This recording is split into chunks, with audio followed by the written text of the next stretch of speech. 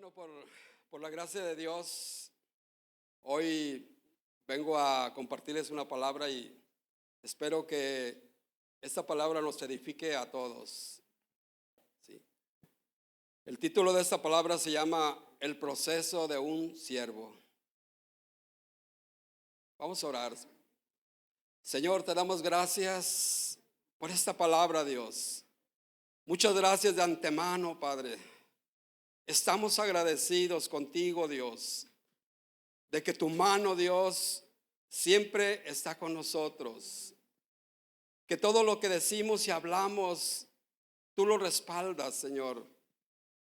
Cuando esta palabra viene de un corazón que ha recibido un trato tuyo, Dios, de un corazón que ha sido moldeado por ti, Señor. Por eso es que recibimos la palabra, Dios, de quien la des, Señor, porque estamos agradecidos contigo y te adoramos, Señor, en el nombre de Jesús, amén. El proceso de un siervo. Parece difícil, ¿no? Parece como que si fuésemos a alguna cárcel o a un lugar tenebroso, ¿sí? Pero ¿sabe qué, hermano? No, es todo lo contrario. Cada uno de nosotros necesitamos de parte de Dios de pasar por un proceso, hermanos, por un estado de purificación, por un estado donde Dios va a sacar lo malo de nosotros para dejar aquello que le puede servir. Porque Él es el alfarero, hermanos. Ustedes saben bien, Él es el alfarero y Él es el único que tiene la capacidad de moldear nuestras vidas. Porque nosotros mismos a veces hemos tomado figuras diferentes. Nosotros mismos a veces nos hemos querido automoldear. Y el resultado ha sido fracaso. El resultado ha sido malo. Porque Dios es el único que puede moldear nuestras vidas. ¿Por qué? Porque Dios es el único que nos conoce a perfección. Ni aún nosotros nos conocemos a nosotros mismos, hermanos. No podemos saber con exactitud los resultados de nuestras acciones. No podemos saber con exactitud las consecuencias que pueden haber de nuestro actuar. Entonces, proceso es todo lo que un siervo de Dios tiene que pasar, hermanos. Sufrimientos, sí, sufrimientos. Penalidades, también, hermanos. ¿Quién no está pasando una pena ahorita? ¿Quién no está pasando una pena grande que no puede soportar en estos momentos? Dios lo sabe. Persecuciones, maltratos por causa de la palabra. Sí, hermano, mucha gente maltrata. Mucha gente está maltratando la palabra de Dios en estos tiempos. Mucha gente está desahuciando y maldiciendo la palabra de Dios. ¿Cuánto más nosotros no vamos a recibir maltrato por causa de ello? Yo cada que oigo un hombre sabio del mundo que maltrata la palabra, que blasfema en contra de la palabra de Dios, yo mismo me siento maltratado, hermano. Y así muchísimos desacuerdos, divisiones en las iglesias, etcétera, hermanos, sí. Todo eso es algo todo eso se llama proceso de Dios. Porque hemos de ser purificados. El oro, ¿cómo se purifica? El oro tiene muchas impurezas. El oro es un metal muy valioso. pero es más valioso cuando menos impurezas tiene. Tiene más valor. El oro de 24 quilates es el que está puro completamente. Si ese oro se rebaja a 12 quilates, pues la mitad tiene de un metal aleado y la otra mitad es oro puro. ¿Sí? ¿Me doy a entender? Entonces así es la vida de cada uno de nosotros, hermanos. ¿Qué tanto cada uno de nosotros estamos dispuestos a ser moldeados por Dios? ¿Cuántos de ustedes o cuántos de nosotros tenemos un llamado de parte de Dios? A lo mejor muchos de ustedes pueden decir, no, yo ¿cuál llamado? Yo no tengo ningún llamado. Pero no, hermanos, estamos equivocados.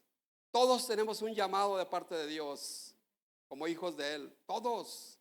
No nos escapamos nadie. Entonces, al hablar del proceso de Dios y para poder entender un poco más de lo que es realmente el proceso de Dios, yo quiero hablar de algunos personajes, hermano. Quiero hablar así brevemente de 3 personajes. Uno de ellos es Samuel. Otro de ellos es Saúl. Y otro de ellos es David, hermano.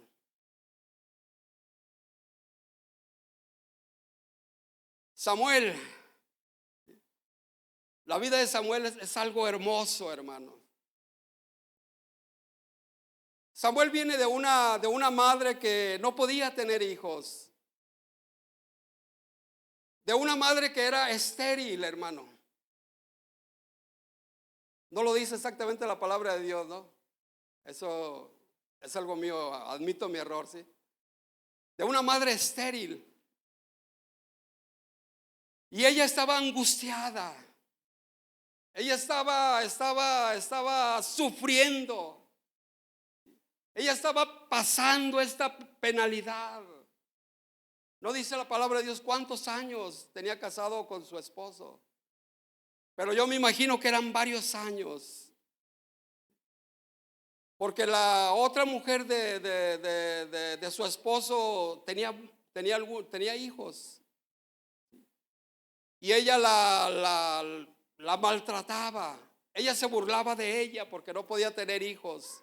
Ella la quería correr desde ese lugar, ¿sí?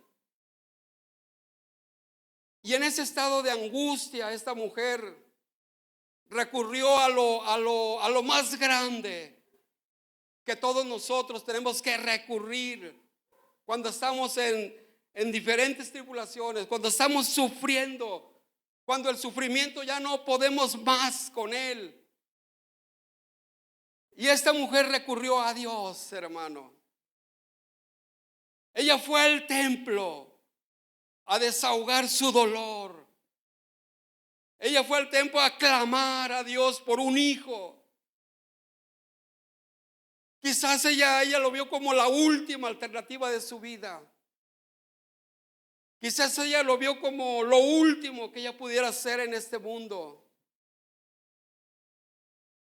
Dice la palabra de Dios que derramó su corazón.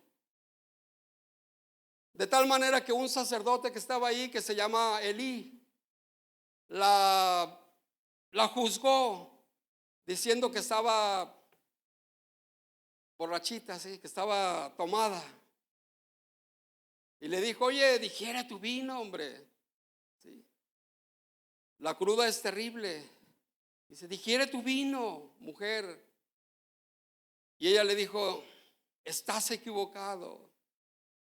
No es eso lo que yo tengo, sino es mi alma que está clamando a Dios.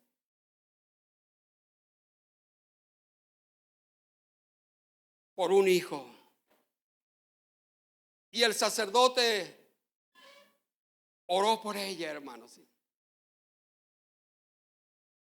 Y Dios obró el milagro, hermanos. Amén. A los meses se dio cuenta de que estaba encinta. Amén. A los 9 meses nació su hijo. Qué alegría, ¿no?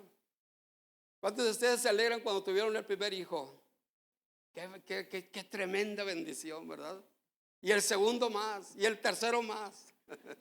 En mi caso, ¿verdad? Dice que los hijos son la herencia de Jehová, ¿verdad?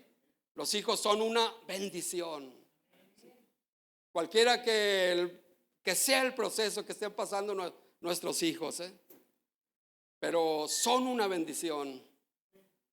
Entonces ella se alegró grandemente porque Dios le concedió tener un hijo.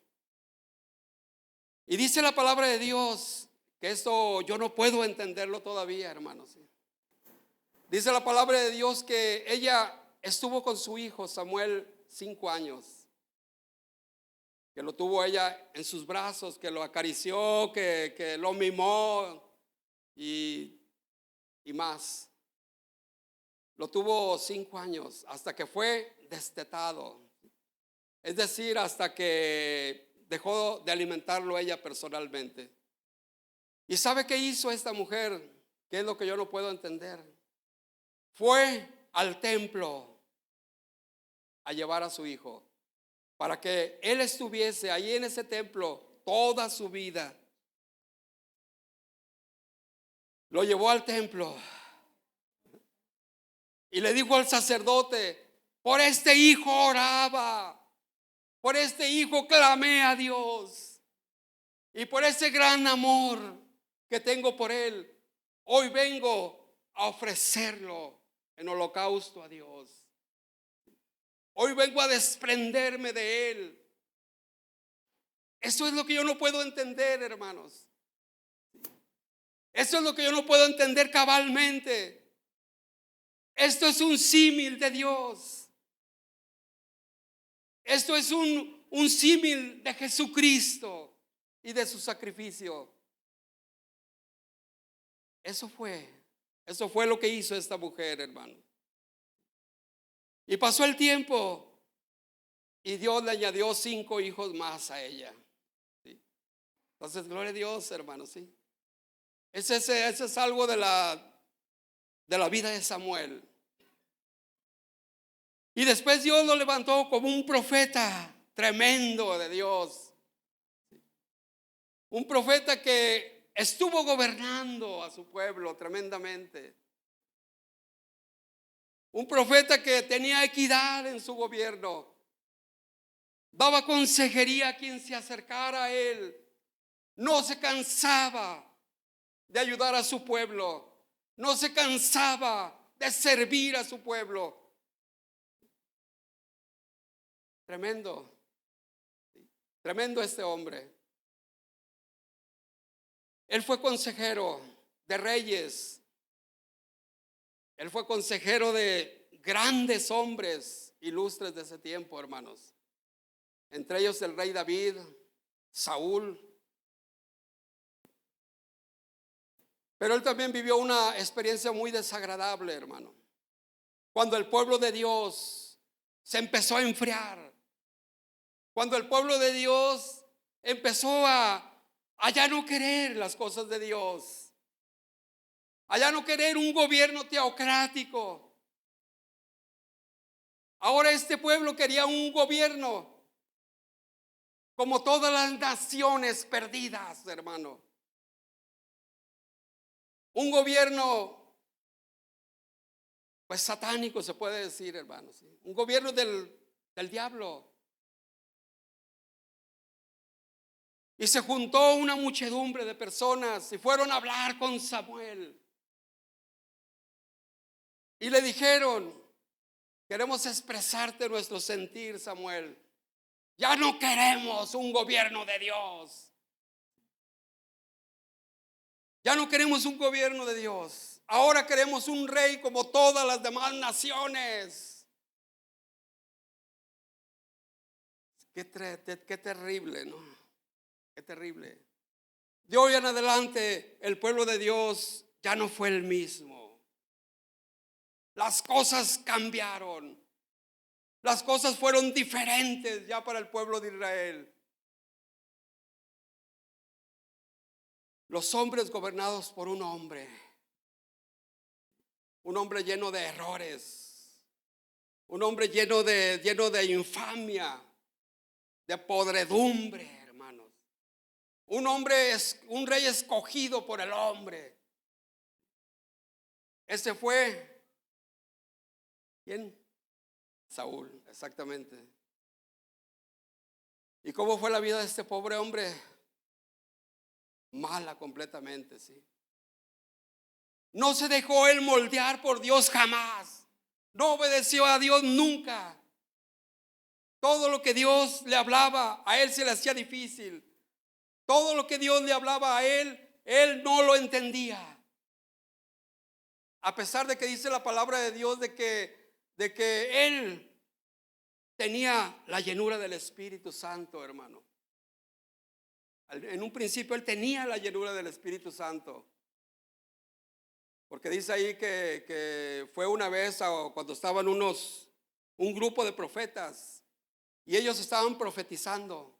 Y él llegó ahí con el grupo y empezó a profetizar también él.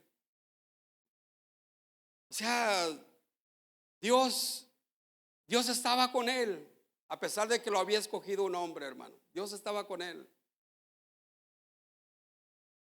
Pero esto no fue así siempre, hermano.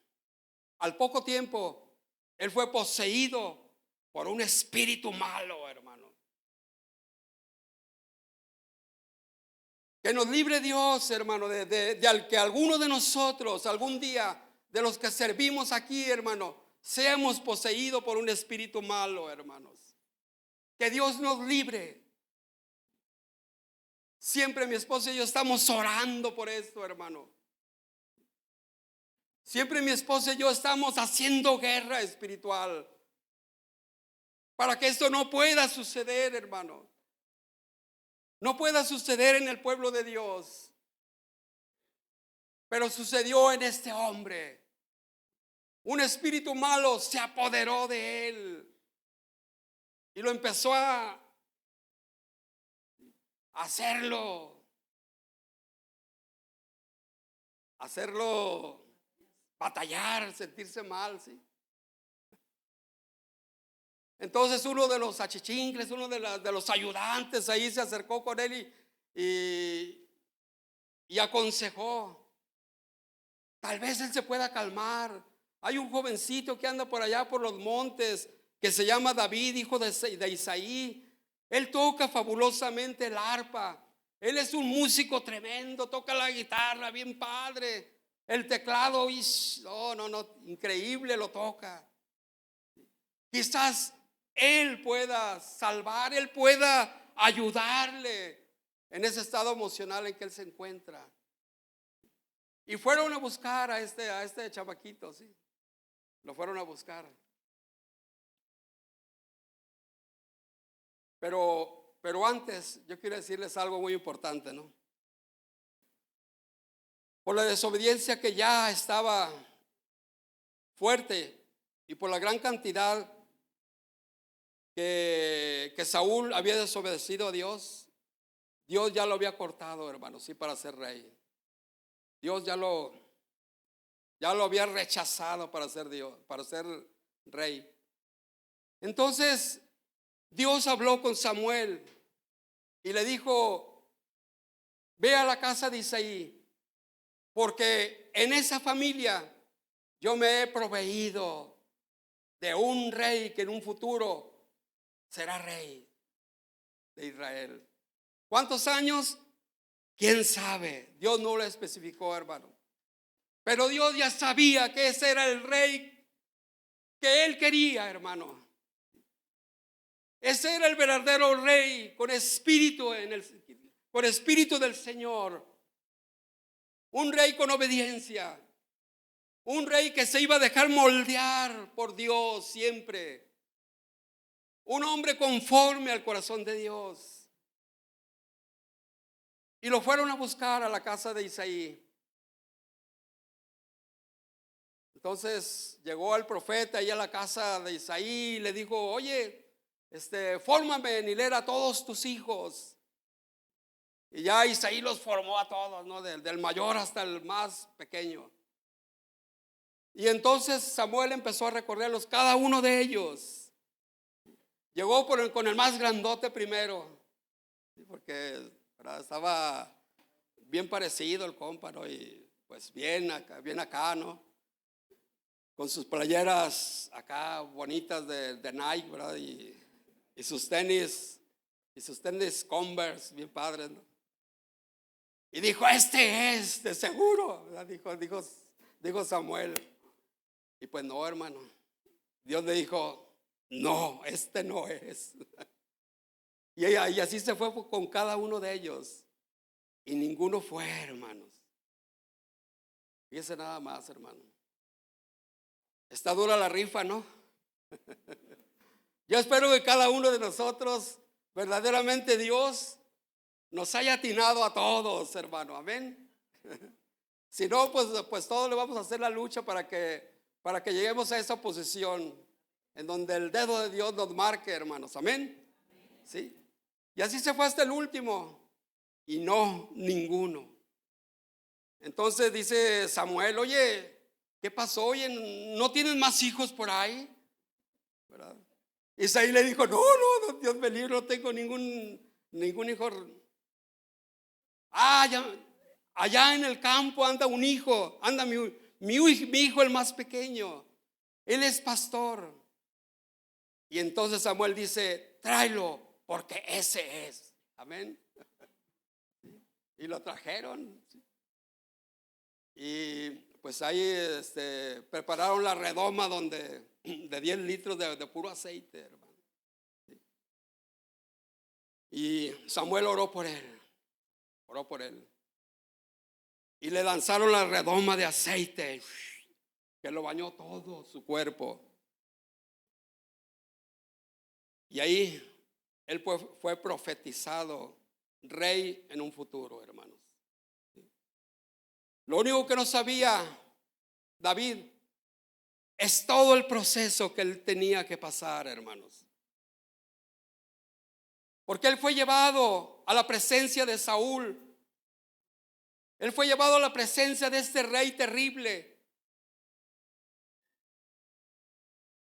Dios estaba con él.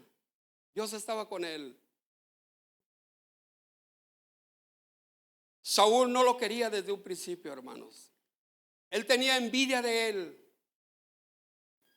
Porque él ya se había enfrentado a un gigante, guerrero de los filisteos, y lo había vencido. Y las mujeres, las jóvenes, estaban enamoradas de él. Todas las jóvenes del reino estaban perdidamente enamoradas de David, hermanos. Porque ellas gritaban, David mató a 10,000 y Saúl mató nomás a 1,000. No, brother, pues imagínate nada más, ¿no? Así como era Saúl. Oye, estaba bien enchiladísimo, ¿sí? Estaba enojado, ¿sí? Enojado estaba. Y dice ahí la palabra de Dios que un día trató de matarlo con una lanza, hermano. Yo digo que no falló Saúl, hermano. Saúl no falló. Estaba como de aquí a donde están las sillas estas negras. Saúl era guerrero, experimentado. ¿Usted cree que iba a fallarle una? No, hermano. Dios guardó la vida Dios guardó la vida de David, hermano. Y él tuvo que correr despavorido, asustado. Después fue un sinnúmero de persecuciones, hermano, en contra de David. Sufrimientos para él. Hay muchos salmos que expresan el sufrimiento de David, hermano.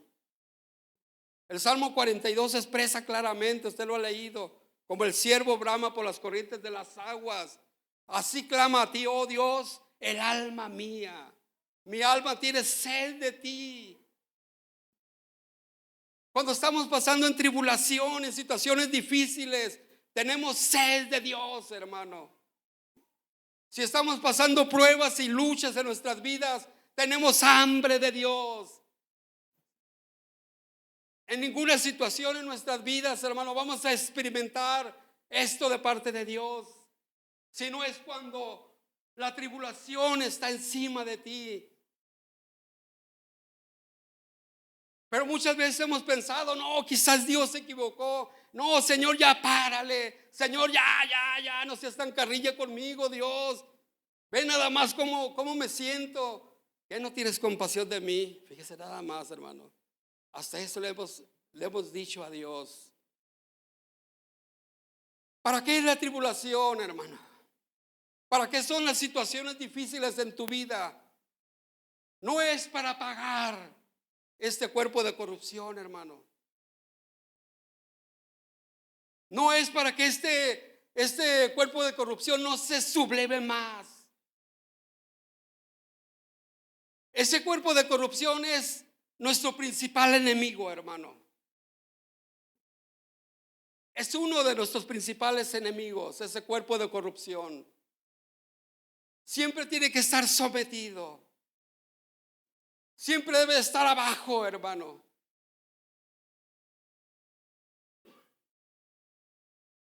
El cuerpo de corrupción es directamente proporcional a la llenura que tú tengas en tu vida de Dios, hermano.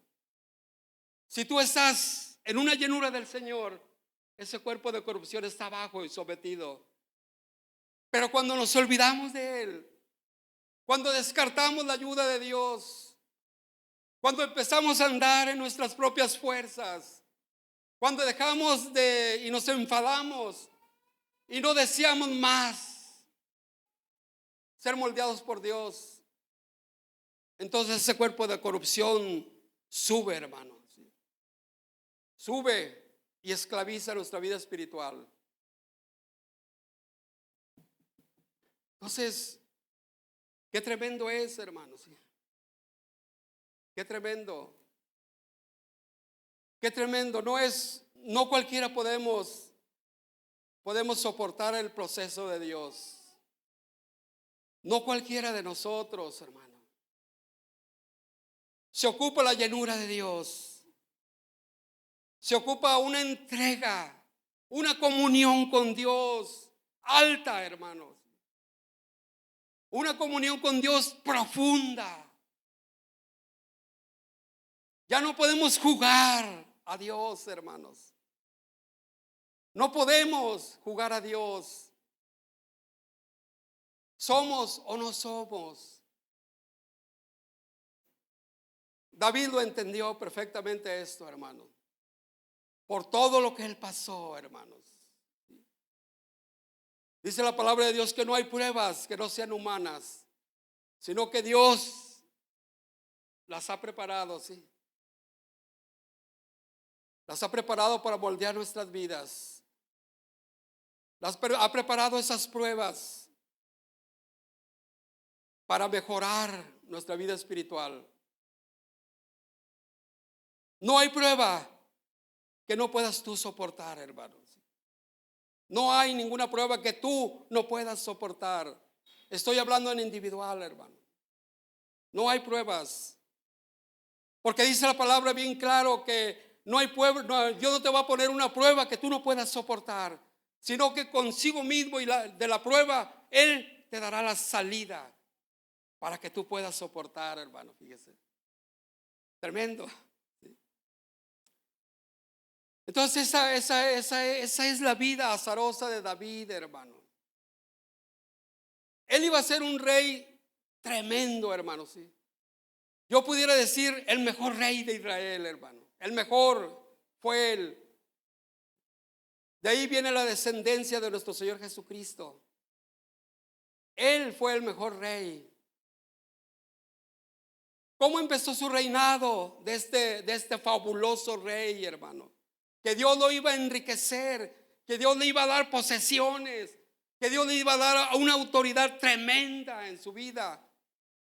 Ciertamente tuvo errores, ciertamente chiqueó mucho a sus hijos, ciertamente a veces no disciplinó completamente a sus hijos, sí, cometió un pecado grave, sí, también, hermano. Pero tuvo consecuencias terribles de ese pecado. Dios lo perdonó. Dios lo perdonó. No hay pecado pequeño ni grande para Dios. Solamente las consecuencias son diferentes. Entonces, ¿dónde empezó el reinado de este gran hombre de Dios? Ahí en primera de Samuel 22:1. Velo y dígame lo que dice, hermano, porque habla de la cueva de Abdulán, ¿sí?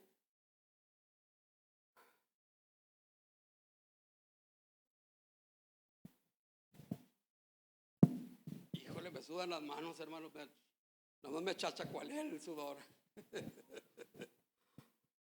¿Sí lo halló o no? Amén. ¿Cómo dice?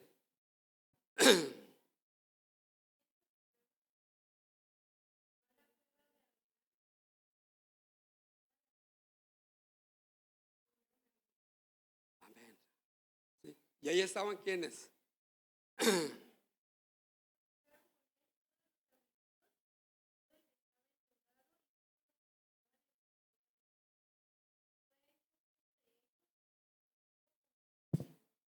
Amén. Dice nada más. Ahí empezó, hermano, el imperio de David. ¿Cómo empezó este imperio de él? En la miseria absoluta, hermanos. En una persecución desenfrenada de un loco psicópata, ¿sí? Que lo perseguía y quería su muerte. A pesar de que David 2 veces le perdonó la vida. Una vez en una cueva, él se metió a juntar sus pies, dice ahí la palabra, ¿no? Más bien entró pues al baño, ¿sí? Y ahí él lo tuvo como de aquí a donde está la hermana Anita. Y no le hizo nada, David. A pesar de que sus compañeros le decían, órale, ahí tienes la oportunidad, échatelo de una vez, hombre, para que se acabe. Muerto el chucho, se acabó la rabia. Bueno, discúlpenme. Sí, pero David no lo entendió así. Él decía, ¿por qué voy a poner mi mano en el ungido de Jehová, hermanos? ¿Sí? Qué respeto tan grande él tenía por Dios. Solamente le mochó una parte de su capa y después se le enseñó, mira nada más, ya que salió, ¿no? Y que salió también Saúl, le dijo, mira nomás, mira, te pude haber matado, pero no lo hice. Y salió el psicópata, ay David, perdóname, ay hijo mío, qué bueno que me perdonaste la vida, gracias, gracias. Y al rato estaba la cosa igual, hermano. ¿Sí? Así son los psicópatas, hermano. Así son los bipolares. ¿Sí? Tremendo. Entonces, a mí me llama mucho la atención el principio de un siervo de Dios. El principio de un rey, hermano. ¿Dónde nació? En una cueva, hermano. En la parte más, pues, impensable de cada uno de nosotros. Todos los reyes del mundo, la mayoría de ellos vienen de una dinastía tremenda, ¿sí o no? Ellos fueron hijos de hombres ilustres de cientos de años atrás. Fueron hijos de grandes conocidos. Y David dijo, David, su principio de su imperio fue en la miseria absoluta. Me acuerdo de una anécdota cuando yo era pequeño, ¿no? De un hombre en Roma. Ese hombre, había dos magistrados ahí en Roma, pero uno de ellos descendía de la alta dinastía romana y el otro magistrado descendía de un humilde zapatero, hermanos. Y entonces el magistrado que descendía de la alta nobleza continuamente se burlaba y se mofaba de él y le recordaba, tú desciendes de un zapatero, tú desciendes de ahí de un guarachero y no te da pena descender de un zapatero. Mírame a mí, ¿de dónde desciendo? Mírame a mí las ilustres familias que son mis familiares. ¿Y tú qué? Tú eres descendiente de un pobre zapatero. ¿No te da pena? Entonces un día lo enfadó y le dice: ¿sabes qué? Yo desciendo de un zapatero, pero yo soy el principio de mi nobleza y tú el final de la tuya. Es tremendo, ¿no? Entonces ese fue el principio de David, hermano. Un principio muy humilde. Un principio que él tuvo que soportar. Ahora tenía un grupo grande de personas. Tenía un gran grupo de personas que eran personas amargadas. Personas que habían pasado injusticias. Personas que habían pasado, como este zapatero, cosas tremendas en sus vidas. Gente endeudada. Gente que había sido estafada en su ciudad por gente poderosa y las había dejado en la ruina, hermanos. Esa era la gente con la cual David empezó, hermano. Empezó a formar una nación. Empezó con esa gente y de ahí iban a salir gente tremenda que iba a ocupar puestos importantes en el ejército, en el gobierno. Gente que David mismo tenía que moldear, hermanos, ¿sí? David ya era un hombre experimentado y quebranto. David ya era un hombre bien experimentado en la vida. David era un hombre que había sido enseñado por Dios directamente. David era un hombre que había seguido fielmente los consejos de Samuel. Era un hombre lleno de sabiduría, hermano. Y ahora Dios le presentaba un grupo para que él a su vez empezara a moldearlos a cada uno de ellos, hermano. Y yo quiero decirle que de ese grupo, hermano, salieron generales tremendos como Joab. Salieron sacerdotes tremendos. Muchos sacerdotes tremendos salieron de ahí. Hombres ilustres, tremendos, hermano. Porque los que son fogueados por el fuego de Dios no pueden fallar, hermano. Tienen que ser hombres fuertes. Tienen que ser hombres que puedan resistirlo todo.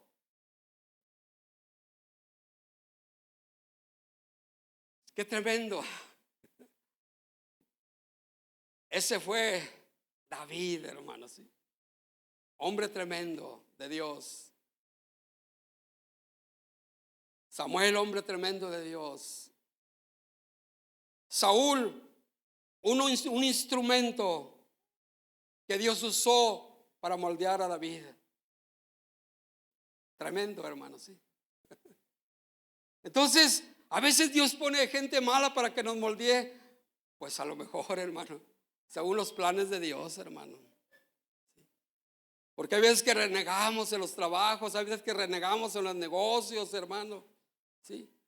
Yo viera cómo sufro ahí en el negocio que tengo, hermano. Viera qué sufrimiento el mío con la gente, hermano. ¿Sí? Yo tengo que decirle: pásele, a ver qué quiere. Venga, a ver qué le sirve. Ahí deje. Ahí deje. No abra las cajas hasta que yo le diga. Y los regañamos, hermano. Y la gente le gusta, hermano. Sigue yendo. ¿Sí? Entonces así es, hermano, sí. A la gente le gusta, ¿verdad? Muchas veces me han dado de más cuando les vendo alguna cosa. ¿Cuánto vale esa máquina de coser? 800 pesos. No, yo le doy 1000, oiga, sí. Dije: caray, bueno, pues ni modo. Sí. En otras ocasiones me dice: oye, ¿cuánto vale esa tejedora? Ay, se la doy en 900. Ay, no, señor, le voy a dar 700 por ella. Yo le digo: no, señor, es que 1200, como le dije, es muy barata, la verdad. Y luego me dice: no, me dijo 700. ¿Verdad? ¿Verdad, Anita, que sí? ¿Sí? ¿Verdad, Elías, que sí es cierto que me dijo eso? ¿Verdad? Entonces ya le digo yo: bueno, está bien, pues, para que vea que jalo, se la dejo en eso. Y así pues sufre uno mucho. Entonces hay que darle buena cara a todo, hermanos. ¿Sí? ¿Qué más les pudiera decir? Si ya les dije casi todo, hermanos.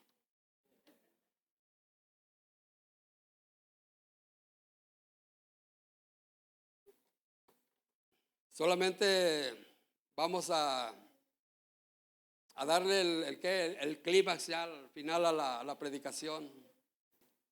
Es necesario, hermanos. Es necesario pasar la prueba de Dios. Es necesario ser humildes para poder recibir consejo, hermanos.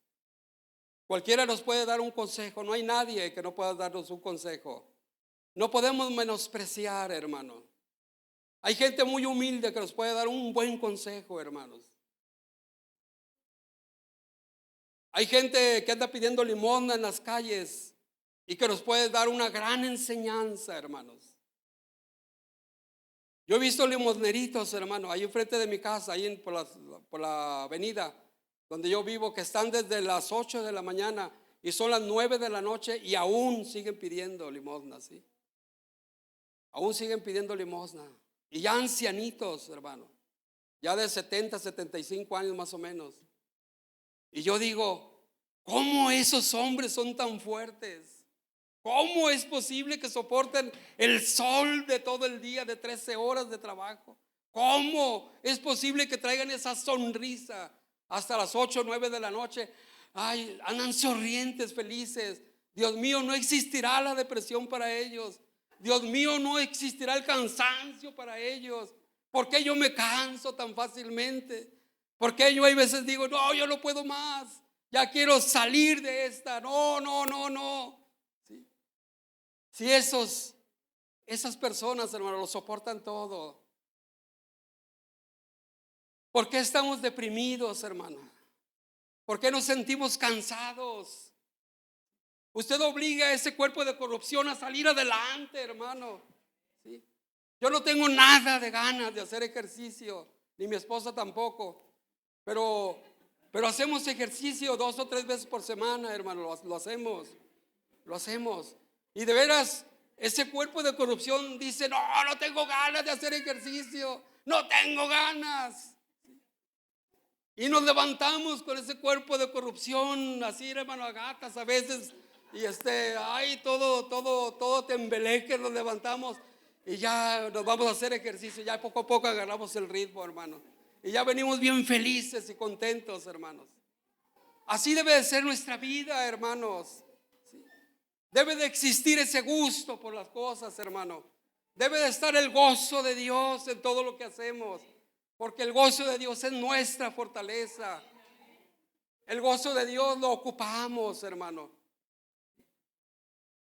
El gozo de Dios vence todo, hermanos. Con el gozo de Dios se va la depresión, se va un montón de enfermedades emocionales. Amén. Gloria a Dios. Póngase de pie porque vamos a orar. Por último. Aleluya. Levanta tus manos, hermano. Levanta tus manos. Y si tú en estos momentos estás pasando una situación difícil en tu vida, si estás pasando momentos que no puedes entender, hermano, pero que Dios entiende esos momentos que tú estás pasando. Estás pasando cosas inevitables, pero necesarias para tu vida. Dios quiere moldearnos. Dios quiere levantarnos en estos momentos. Dios quiere sanar nuestro corazón. Si has tenido envidia, como la tuvo Saúl, si has cometido injusticias, si has cometido depravaciones, cosas que no han estado bien en tu vida, hoy es el momento de ponerlas delante de Dios, de pedirle perdón a Dios, de decirle: Dios, perdóname, Dios, ayúdame, yo no puedo más. Es necesaria tu ayuda para mí, Dios. Levántame, Dios. Levántame, Señor, te necesito. Tú vas a llevar, y nos has dicho muchas veces, a niveles a esta congregación. Van a hacer falta maestros que instruyan a los niños. Tú los vas a levantar hoy, Dios. Tú vas a hablar hoy, Dios. Porque estos niños no pueden estar aquí con los adultos. Ellos deben de estar recibiendo instrucción de acuerdo a su edad. Hay jóvenes que no han dejado llegar el proceso de Dios a sus vidas. Hay jóvenes que han rechazado ese proceso de Dios en ellos. Pero hoy es el momento de arrepentimiento. Hoy es el arrepentimiento de que el joven se humille delante de Dios.